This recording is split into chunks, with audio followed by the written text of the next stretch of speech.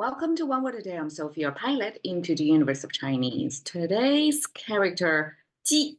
So this is something that's related to niao, yesterday. If you still remember how bird in Chinese is written, it's basically the right side of it.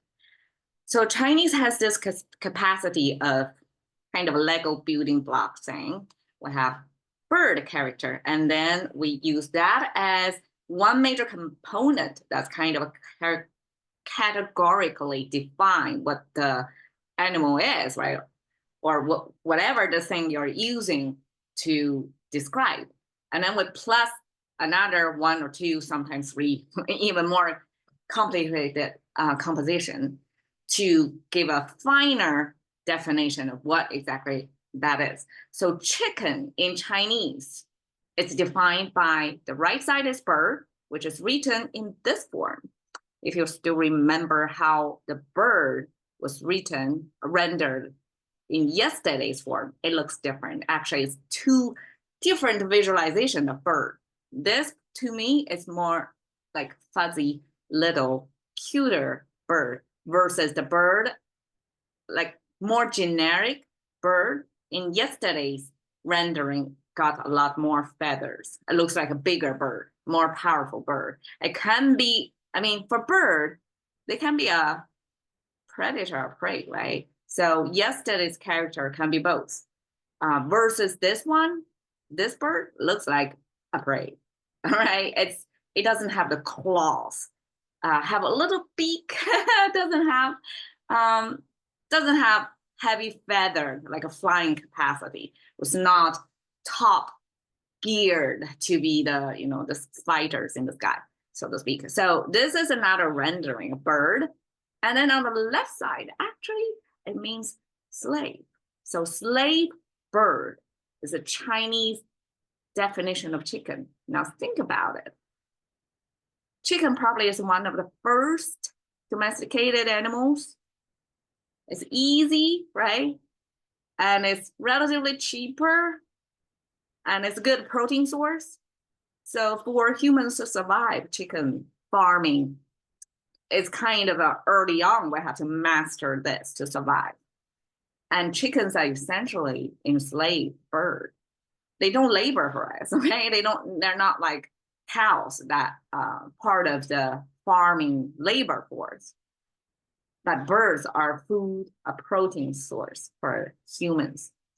So in that sense, it's really a crude definition.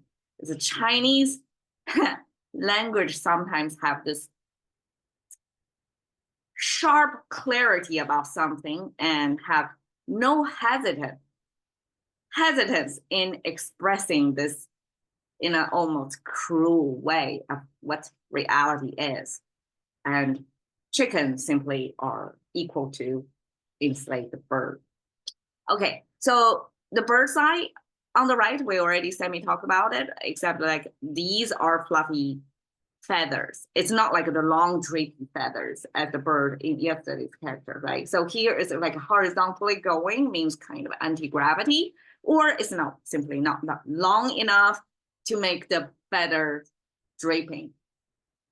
In other words, this is a small bird.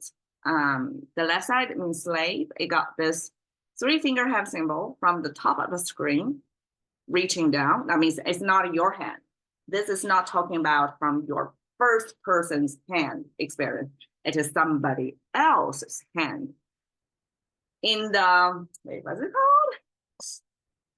Blade Runner, we have this handler concept, right? So this is handler, like literally handler there. And they are handling humans. So at the bottom here, this 2 legs standing, kind of square front standing with almost like a shoulder widespread. Frontal view is enslaved person. I guess these 2 circles we visualize it as chained, person in chain. So no freedom person. And this frontal 2 legs standing there means we mostly use this human for labor, for muscle, not for brain, for governing. That person has no political power and doesn't even have freedom. That person exists only as a slave for muscle power for us, almost like human diminished to machine to provide power. Okay, so enslaved bird is a Chinese chicken definition. And you can see, I gave you 3 examples. Both bird paired with dog. I guess dog is deeply domesticated animals that's so entrenched in everyday life, at least in Chinese culture.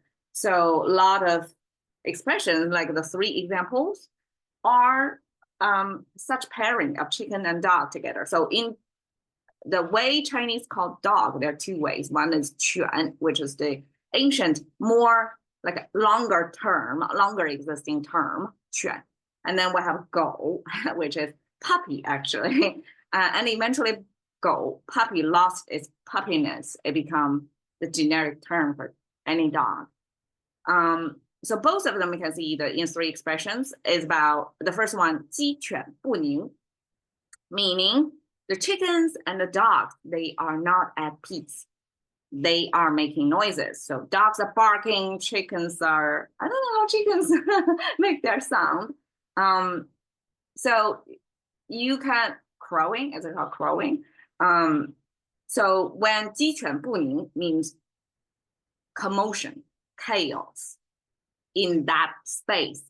So it's almost like something happening to your neighborhood, and you have the dogs barking, and then you have maybe like something like an earthquake or something, right?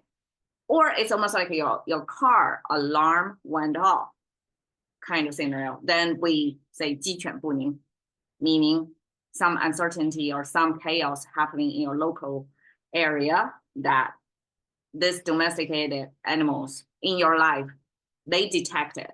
And they are not like humans. Humans can hide and pretend. And when they see danger, they are not going to make a sound. Animals, they will make their sound.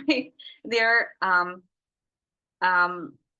make themselves known, basically. Respond to danger straight in that noisy way. Okay. Second expression, 鸡犬升天, is about, well, this expression I talked about in one episode is 一人得道, 鸡犬升天, meaning somebody in your family gained power.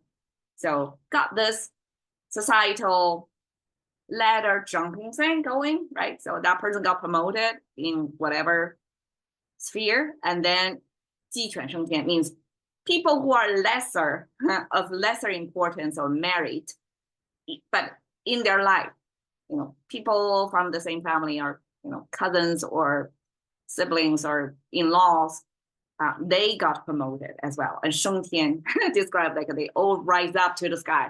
It's like it's unbounded. So this is nepotism, Chinese way to say nepotism, 鸡犬升天.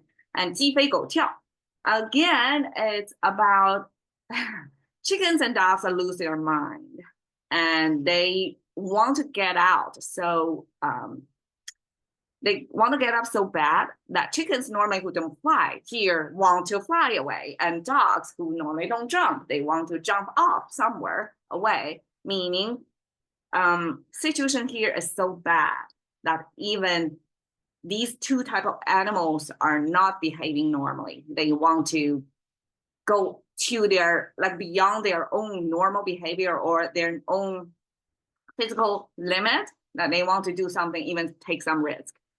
鸡飞狗跳. So there you go, chicken. And man, this deer from this rooster says that how unhappy almost. I am projecting my understanding. If this is enslaved bird, that bird could have flown away, could have flown, right? Could have be part of the sky, but humans domesticate them, use them as food source. It's kind of sad life, right, for that chicken. So this rooster have that angry externalized with this crown, and I don't know what it's called, but I mean, it's an expression of the male feature, but also red color, right? and almost like a fiery shape of the crown here.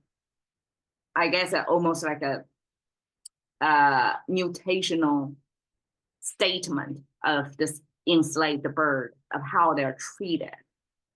They're angry and they're showing it on their face and the head, literally. So there you go. Thank you for your time.